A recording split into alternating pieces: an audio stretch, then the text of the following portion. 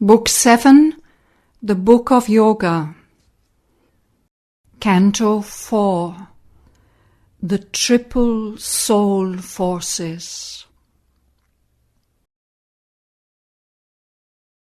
Here, from a low and prone and listless ground, the passion of the first ascent began.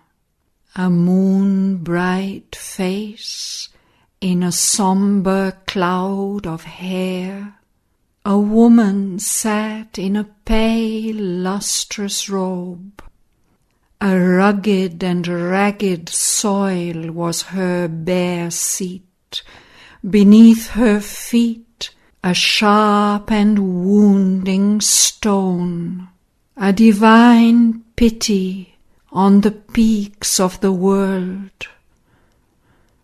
A spirit touched by the grief of all that lives, she looked out far and saw from inner mind this questionable world of outward things, of false appearances and plausible shapes, this dubious cosmos stretched in the ignorant void, the pangs of earth, the toil and speed of the stars, and the difficult birth and dolorous end of life. Accepting the universe as her body of woe, the mother of the 7 sorrows bore the 7 stabs that pierced her bleeding heart. The beauty of sadness lingered on her face. Her eyes were dim with the ancient stain of tears. Her heart was riven with the world's agony and burdened with the sorrow and struggle in time. An anguished music trailed in her rapt voice, absorbed in a deep compassion's ecstasy, lifting the mild ray of her patient gaze in soft, sweet, training words. Slowly she spoke. "O Savitri, I am thy secret soul. To share the suffering of the world I came. I draw my children's pangs into my breast. I am the nurse of the dollar beneath the stars. I am the soul of all who, wailing, writhe under the ruthless harrow of the gods. I am woman, nurse and slave and beaten beast. I tend the hands that gave me cruel blows, the hearts that spurned my love and zeal I serve. I am the courted queen, the pampered doll. I am the giver of the bowl of rice. I am the worshipped angel of the house. I am in all that suffers and that cries. Mine is the prayer that climbs in vain from earth. I am traversed by my creatures' agonies. I am the spirit in a world of pain, the scream of tortured flesh and tortured hearts, fallen back on heart and flesh, unheard by heaven, has rent with helpless grief and wrath my soul.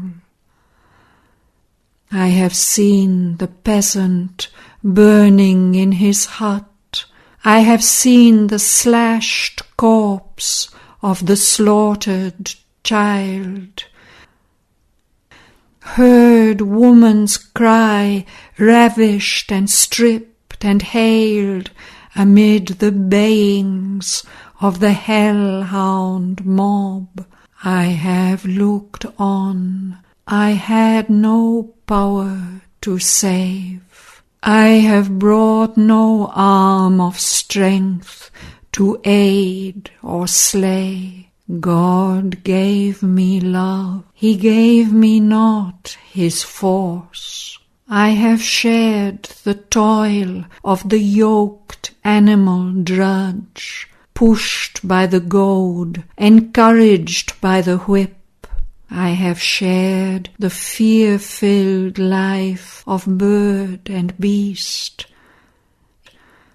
its long hunt for the day's precarious food, its covert slink and crouch and hungry prowl, its pain and terror seized by beak and claw. I have shared the daily life of common men, its petty pleasures and its petty cares, its press of troubles and haggard hoard of ills, earth's trail of sorrow, hopeless of relief, the unwanted, tedious labour without joy, and the burden of misery and the strokes of fate.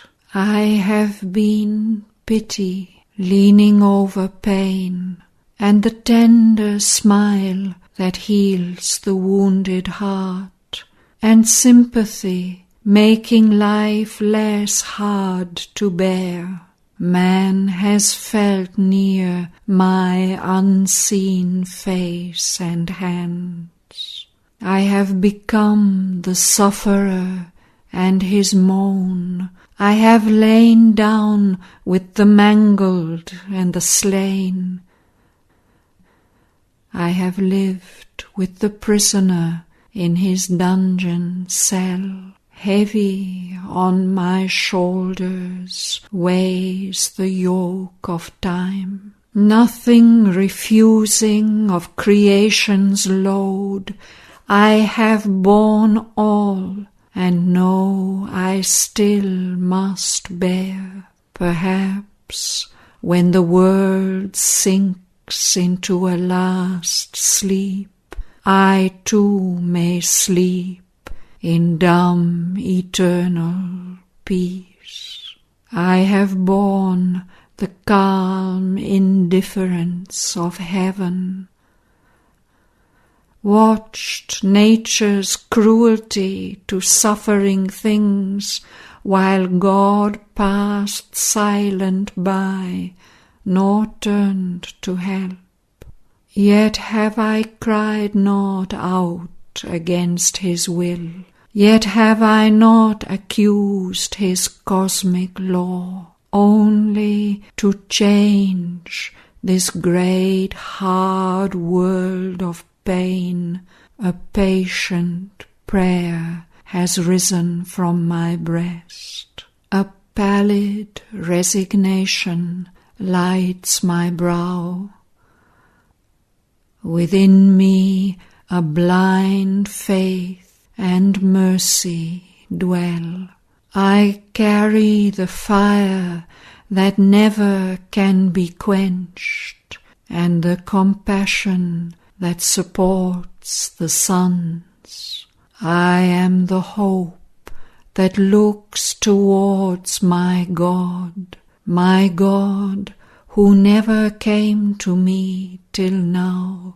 His voice I hear that ever says, I come. I know that one day he shall come at last. She ceased, and like an echo from below, answering her pathos of divine complaint, a voice of wrath took up the dire refrain, a growl of thunder or roar of angry beast, the beast that crouching growls within man's depths, voice of a tortured Titan, once a god. I am the man of sorrows. I am he who is nailed on the wide cross of the universe. To enjoy my agony, God built the earth. My passion he has made his drama's theme. He has sent me naked into his bitter world and beaten me with his rods of grief and pain, that I might cry and grovel at his feet and offer him worship with my blood and tears. I am Prometheus unto the vulture's beak, man, the discoverer of the undying fire, in the flame he kindled, burning like a moth. I am the seeker who can never find. I am the fighter who can never win. I am the runner who never touched his goal.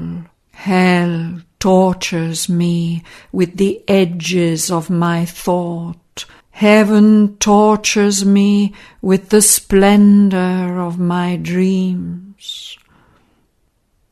What profit have I of my animal birth? What profit have I of my human soul? I toil like the animal die. I am man the rebel, man the helpless serf. Fate and my fellows cheat me of my wage. I loosen with my blood my servitude's seal, and shake from my aching neck the oppressor's knees, only to seat new tyrants on my back. My teachers lesson me in slavery. I am shown God's stamp and my own signature upon the sorry contract of my fate. I have loved, but none has loved me since my birth. My fruit of works is given to other hands. All that is left me is my evil thoughts, my sordid quarrel against God and man, envy of the riches that I cannot share, hate of a happiness that is not mine. I know my fate will ever be the same. It is my nature's work that cannot change. I have loved for mine, not for the beloved's sake. I have lived for myself and not for others' lives. Each in himself is soul by nature's law. So God has made his harsh and dreadful world. So has he built the petty heart of man. Only by force and ruse can man survive. For pity is a weakness in his breast. His goodness is a laxity in the nerves. His kindness an investment for return. His altruism is ego's other face. He serves the world that him the world may serve. If once the Titan's strength could wake in me. If Enceladus from Etna could arise, I then would reign the master of the world, and like a god enjoy man's bliss and pain. But God has taken from me the ancient force. There is a dull consent in my sluggish heart, a fierce satisfaction with my special pangs, as if they made me taller than my kind. Only by suffering can I excel. I am the victim of titanic ills. I am the doer of demoniac deeds. I was made for evil. Evil is my lot. Evil I must be, and by evil live. Naught other can I do but be myself. What nature made me, that I must remain. I suffer and toil and weep, I moan and hate. And Savitri heard the voice, the echo heard, and turning to her being of pity spoke. Madonna of suffering, Mother of grief divine, Thou art a portion of my soul put forth to bear the unbearable sorrow of the world. Because thou art, men yield not to their doom, but ask for happiness and strive with fate. Because thou art, the wretched still can hope.